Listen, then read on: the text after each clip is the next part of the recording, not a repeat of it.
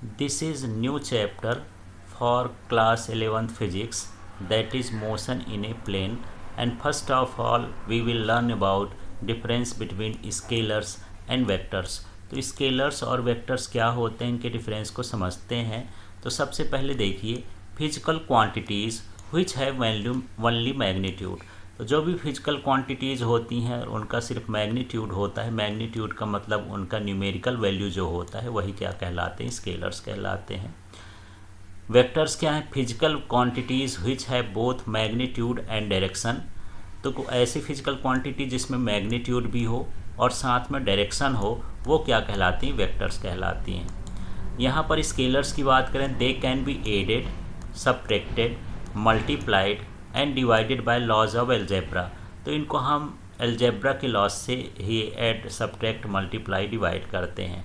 And they can be added, subtracted, multiplied by laws of vectors. और इनको हम vector law के according add करते हैं, सब्ट्रैक्ट करते हैं, मल्टीप्लाई करते हैं, डिवाइड करते हैं, इस तरह से है। They can not be resolved into two components.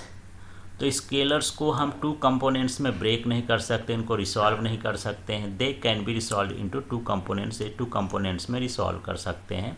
आगे हम देखेंगे कि कैसे कंपोनेंट्स में रिसॉल्विंग करते हैं, इस चैप्टर में जैसे आगे बढ़ेंगे उसमें समझेंगे।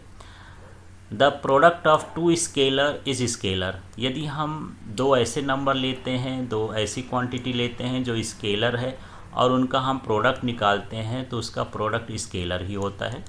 यहाँ पर यदि हम दो ऐसे नंबर लेते हैं और वेक्टर्स लेते हैं जिनका प्रोडक्ट स्केलर भी हो सकता है और वेक्टर भी हो सकता है, तो the product of two vector may be scalar और वेक्टर।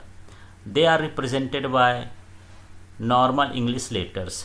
तो जो स्केलर्स होते हैं नॉर्मल इंग्लिश लेटर से हम, जनरल इंग्लिश लेटर से हम क्या करते हैं, इसके रिप्रेजेंट करते हैं, ना उसको बोल्ड करते हैं ना एरो लगाते हैं। They are represented by bold letters और an arrow placed over a letter. तो हम इसको बोल्ड लेटर से रिप्रेजेंट करते हैं या फिर हम ऐसा इंग्लिश का लेटर लिखते हैं और उसके ऊपर एरो लगा देते हैं, तो वो वेक्टर को रिप्रेजेंट करता है।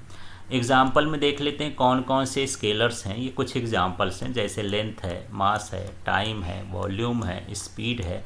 इनको हमको एक्सप्रेस करने के लिए सिर्फ मैग्नीट्यूड की ज़रूरत होती है, डायरेक्शन की ज़रूरत नहीं होती, इसलिए ये स्केलर्स हैं। यहाँ पर देखते हैं एग्जाम्पल में फोर्स है, एक्सेलरेशन है, मोमेंटम है, डिस्प्लेसमेंट है, वेलोसिटी है, एक्सेलरेशन, ऐसे बहुत सारी क्वांटिटीज़ हैं जो वेक्टर्स हैं और इनको रिप्रेजेंट करने के लिए मैग्नीट्यूड के साथ डायरेक्शन भी ज़रूरी होता है।